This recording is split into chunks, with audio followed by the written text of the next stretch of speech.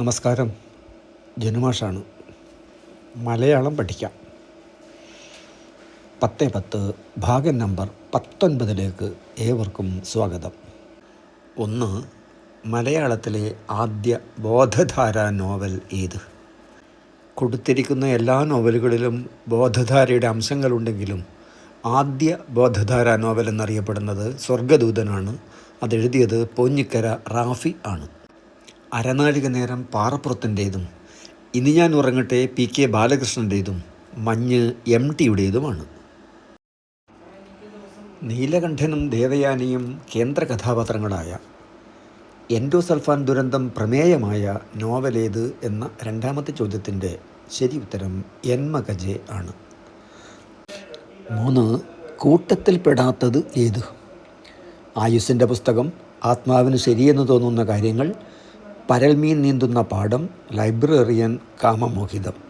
ഇവയെല്ലാം CV ബാലകൃഷ്ണൻ്റെ കൃതികളാണ്.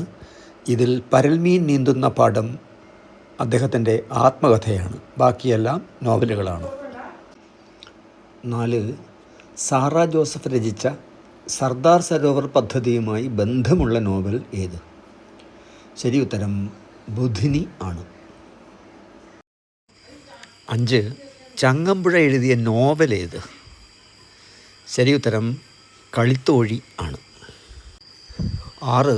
മുത്തശ്ശി എന്ന കവിത ബാലാമണി അമ്മയുടേതാണ്. അതേ പേരുള്ള നോവൽ ആരുടേതാണ്? ശരി ഉത്തരം ചെറുകാട് ആണ്. ചെറുകാടിൻ്റെ ശരിയായ പേര് ഗോവിന്ദ പിഷാരടി ആണ്. 7. കഥാപാത്രങ്ങൾക്ക് പേരില്ലാത്ത മലയാള നോവൽ ഏത്?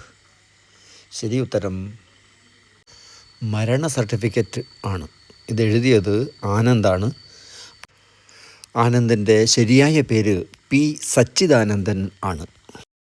1921 മലബാർ ലഹളയുടെ പശ്ചാത്തലത്തിൽ കുമാരനാശാൻ എഴുതിയ കവിതയാണ് ദുരവസ്ഥ. ഇതേ പശ്ചാത്തലത്തിൽ ഉറൂബ് എഴുതിയ നോവലേത് എന്നതാണ് 8ാമത്തെ ചോദ്യം. ശരി ഉത്തരം സുന്ദരികളും സുന്ദരന്മാരും ആണ്. ഉറൂബിൻ്റെ ശരിയായ പേര് PC കുട്ടിക്കൃഷ്ണൻ ആണ്. ചോദ്യം 9.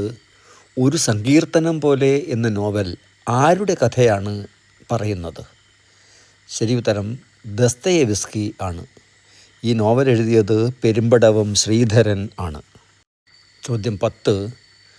പ്രതിപാത്രം ഭാഷണഭേദം N കൃഷ്ണപിള്ള എഴുതിയ ഈ പഠനഗ്രന്ഥത്തിൽ ആരുടെ നോവലുകളാണ് ചർച്ചാ വിഷയമാവുന്നത്?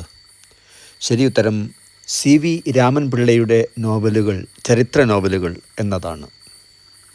ഇത്തരത്തിലുള്ള കൂടുതൽ ചോദ്യങ്ങൾ മലയാളം JenuMash.blogspot.com എന്ന ബ്ലോഗിൽ ലഭ്യമാണ്. കൂടുതൽ വീഡിയോകൾക്ക് @JenuMash JENUMASH സന്ദർശിക്കുക. നന്ദി.